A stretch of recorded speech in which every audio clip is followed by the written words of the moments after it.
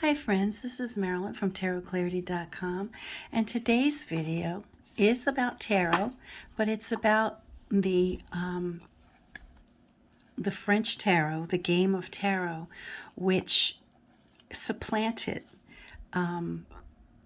traditional tarot from Italy, even including the Tarot of Marseille decks.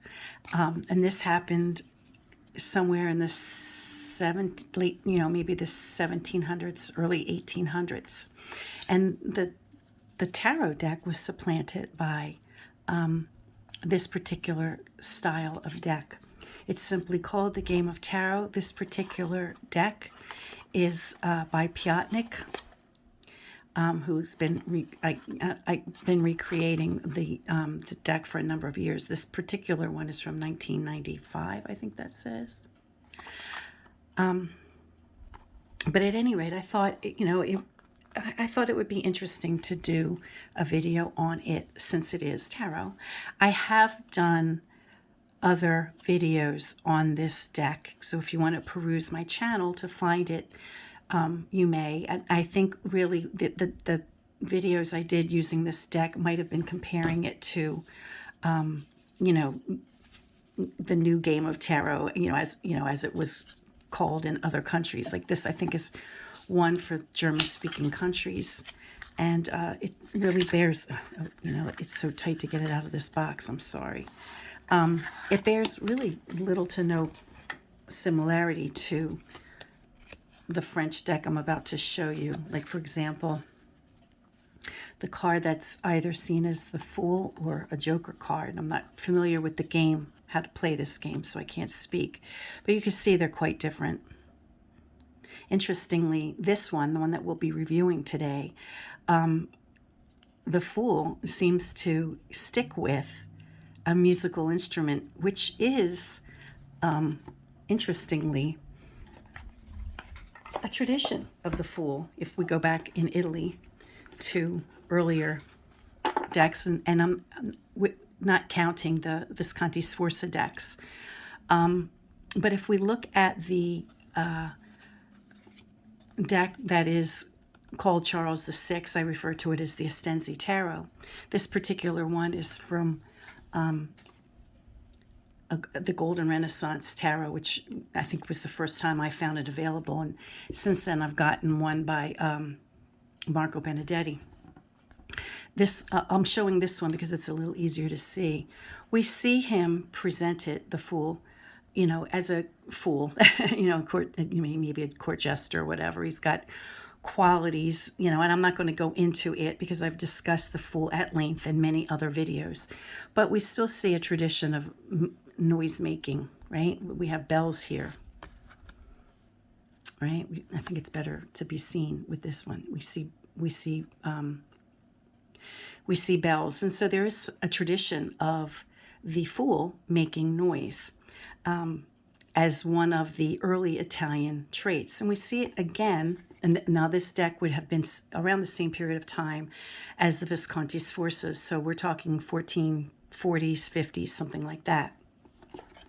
And in the Solabusca, who admittedly, marches to the beat of a different drummer, the card designated as the Fool, right, is making music. So we see an instrument. And then in the Tarocchi Fina della Torre from Bologna, 1650s, 60s, the Fool again is depicted playing a horn and drum, making noise. And then the Metelli Tarot, which is, I think, around the same period of time as the Fina della Torre, we see two cards, interestingly, who kind of, I think, at some point, somewhere along the line, merged into one. Now, the card designated as what we would call the Fool, I suppose, has always kind of perplexed me. And then I went down a rabbit hole because I know that, this couldn't be a balloon as we know it. And, I did research on balloons because tarot takes you down a lot of rabbit holes and you try to find stuff out that are about tarot, which are unrelated to tarot, right? So, I discovered that Faraday, of course, just, created rubber, but that didn't happen until 1820s or something like that. But this really looks like a balloon, right?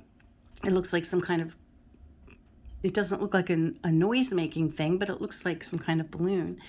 And I learned that they were making balloons out of animal intestines back during this period of time. So toy balloons would have existed during this period of time, which I thought was very interesting because for a long time I couldn't figure out what that was supposed to be, but it really was a balloon.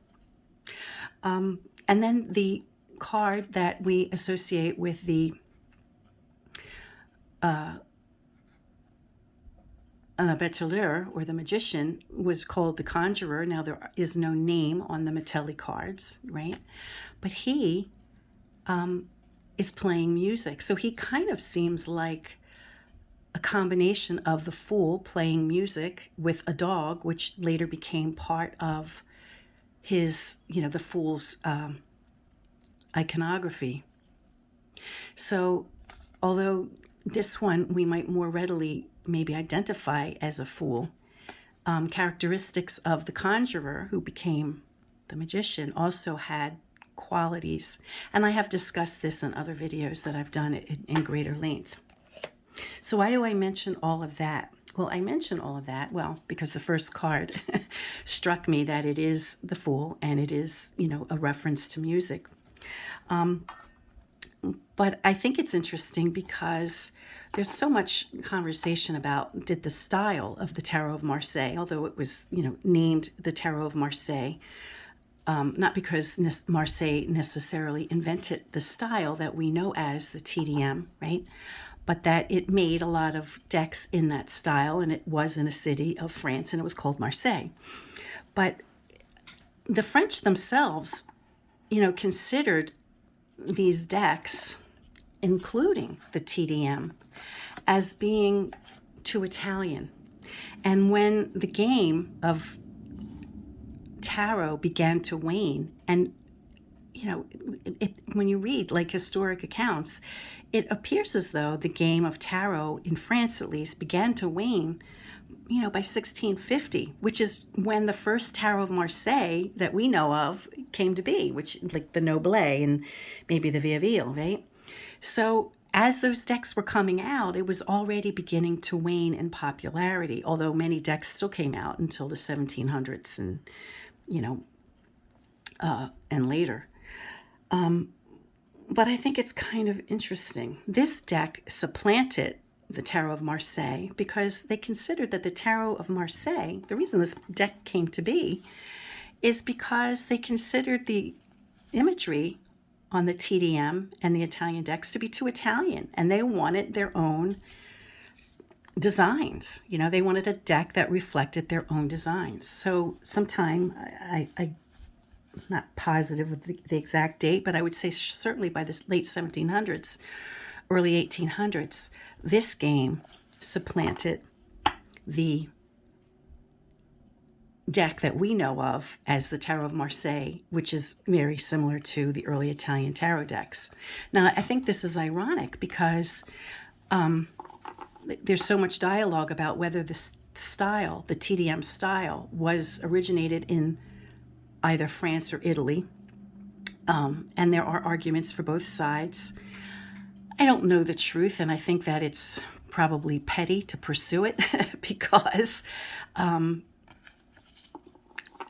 who knows? I mean, it's not that I think it's petty, but I think it's futile because although the carry sheet from the 1500s shows similar characteristics to TdM in that we associate with France, some people argue as early as the 1500s that the Italians were copying the French, but I don't necessarily buy that, but I wasn't there and I'm not learned enough to speak with authority on that, so I don't know. But, I do know that I think it's interesting that the French themselves considered those cards, the symbolism on those cards, to be too Italian. And so they created their own deck. I don't want to miss any points, so let me just go over my notes here.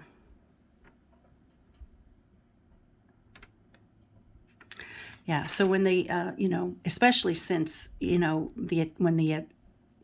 when like fortune telling in France became a thing, they didn't use these cards because these were the cards that were used for play. And so the occultists were glomming onto the earlier, you know, the earlier style cards, the TdM cards, because they were no longer being used for play. You know, they were already just like archaic cards. And so they glommed onto those cards for whatever reasons, you know, because they're full of mystery and they're wonderful. And they sort of, you know, never really considered these cards for any kind of cartomantic purposes. And, you know, and these are the cards that are used for play, as far as I understand, in France, if one plays the game of tarot. Now, of course, this deck has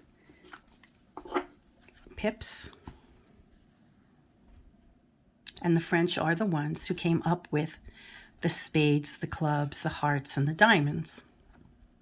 I find it very unsatisfactory that they cut off the suit symbol in the corners. Their courts are lovely. I love their court cards. They're very pretty. But you see, once you get, you know, in the higher numbers, especially when they have to put the suit symbol on the corner, they cut it, you know, and I just like, you couldn't move it in a little bit so you didn't have to do that? I don't know. I just find it aesthetically not pleasing that they do that. Anyway, you get the idea. And I guess, you know, also it became, you know, I think this was something done in the Piedmont region of Italy where they reversed the cards, where the cards were reversible. But that was a trait that they continued when they created this deck. But the interesting thing is, with the exception of this card, of the Fool, is that the subsequent cards, upright and reversed, have different scenes. Now, I've observed these cards and I've tried to put upright the ones that I think represent like country life, and in reverse the ones that represent city life. I don't know the natural position, which one would have been upright or reversed, but they bear no real, you know, they bear no real comparison, or no similarities to the TdM. Now, with the number 1 card, we do have a court jester or some type of clown with a woman. They're both on stage.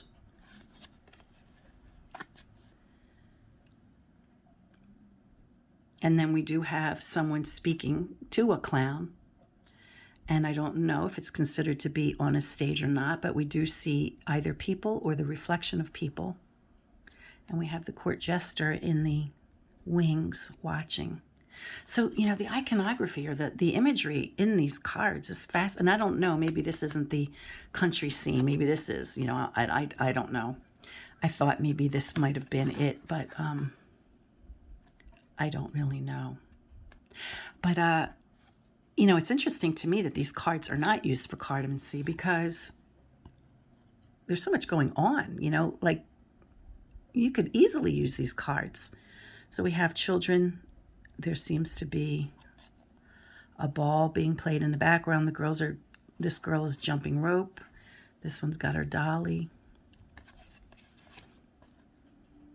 And these are the little boys and how they play.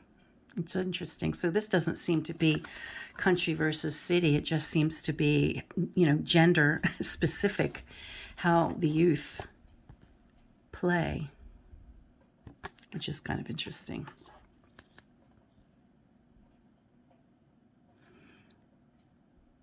And how adults congregate.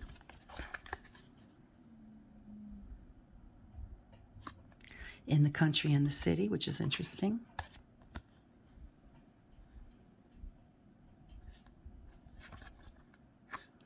So mothers pass their time with their children, and men talk about worldly issues, I guess. We see the books.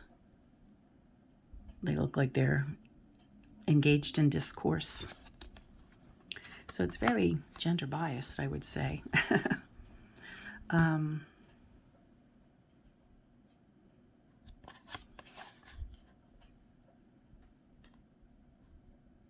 what the mother teaches her girls. Although there is a father figure, but these are girls here. So I don't know. I don't know if that's being, maybe I'm wrong about saying they're gender specific. Maybe I'm wrong. So in the country, there are chores to be done. Interesting, he's got a sickle, but he's not deaf. They're noticing the girl.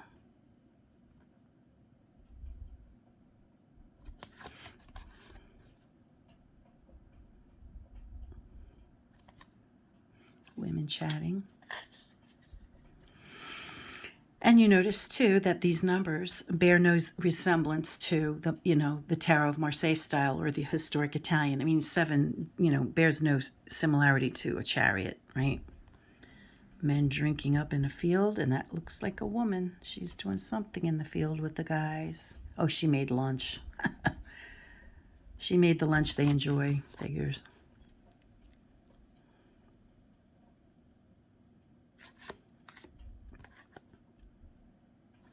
I mean, there must be someone somewhere who uses these cards for cartomancy, right? Idyllic family life.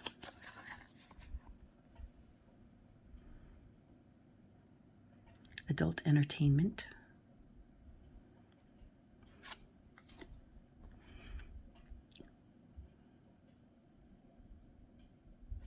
Traveler. Taking water. A traveler having respite by a fountain.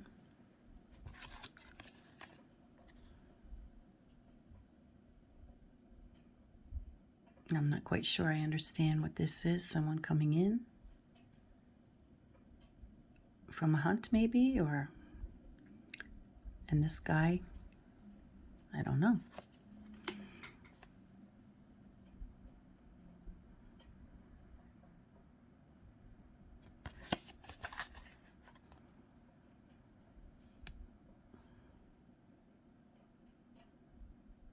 So there's work and leisure, although he's working too. If he's a shepherd, he's got a job too.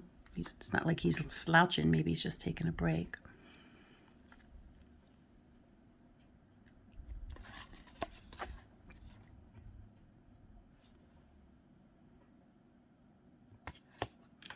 So this deck just shows, the life of French society in the country and in the city, and maybe some cases in between. It's like some kind of store where you would buy fabric.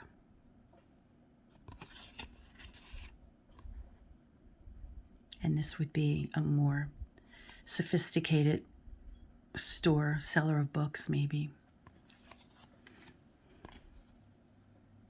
Hunting.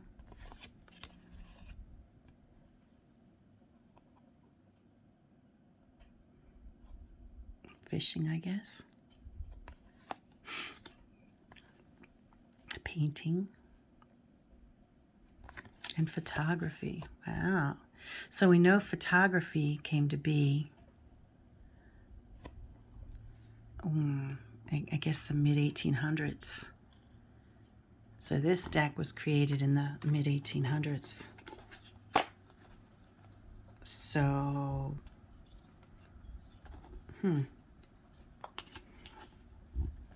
So certainly by the mid-1800s, they were abandoning.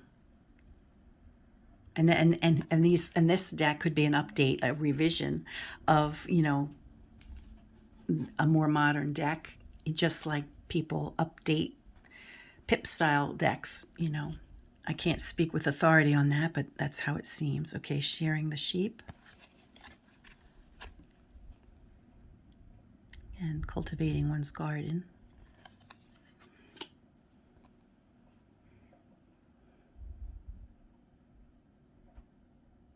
Everybody's in on the work.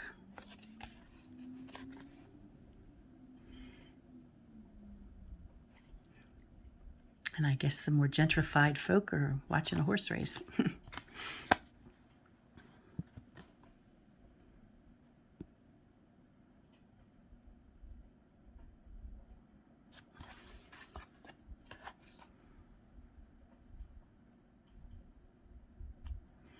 So they're the laborers who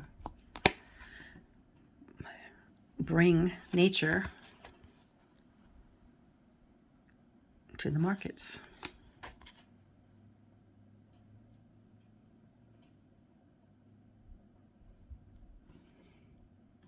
And I'm not sure I understand what's going on out here. Is that I can't tell. If you can comment and tell. Oh, that's a fire pit, a fireplace. Well, it's an unusual looking fireplace, but I do see a chain with a pot hanging. And that does look like flame, but it looks like it's in a cupboard, so that doesn't really look like a fireplace, does it? Spinning the wheel. Ice skating. So the scenes are not related. Not really. Sometimes they parallel one another a little bit. You know, country folk versus gentry folk. Playing cards. And interesting, in the last card, we see a reference to the Fool or Jester. Let's see if he's here. Yes, there he is. Interesting. That's very interesting. So there we have it. You know, I understand that this style of deck became a necessary thing as they left this style of the Tarot of Marseille. However, by seeing the photographer kind of throws me, because that suggests that this deck was created in the mid-1800s. So